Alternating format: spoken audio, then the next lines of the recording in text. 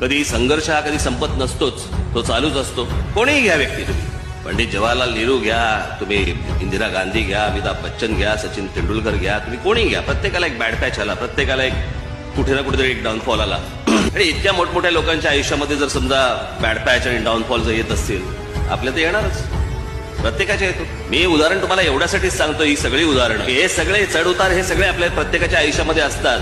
पण या लोकांनी उतारानंतर परत चढ पाहिला, कारण खचले नाहीत. खचायचं काय त्याच्यामध्ये, माती होत का, या सगळ्या गोष्टी होत राहतात. आपण ज्या उद्देशाने हा पक्ष काढलेला आहे, तो उद्देश बाजूला सारून नाही चालणार. हे आमदार येतात, आमदार जातात, खासदार होतात, खासदार जातात, नगरसेवक होतात, नगरसेवक जातात, या सगळ्या गोष्टी येऊन जाऊन असतात. पक्ष असतो तिकडेच असतो. याच्या पुढची वाटचाल खडतर जरी असली तरी ठाम आहे. एक गोष्ट निश्चित, कुठे जायचंय हे माहिती आहे आणि जिथे जायचंय तिथे तुम्हाला सर्वांना नेणारच, हा आत्मविश्वास माझ्या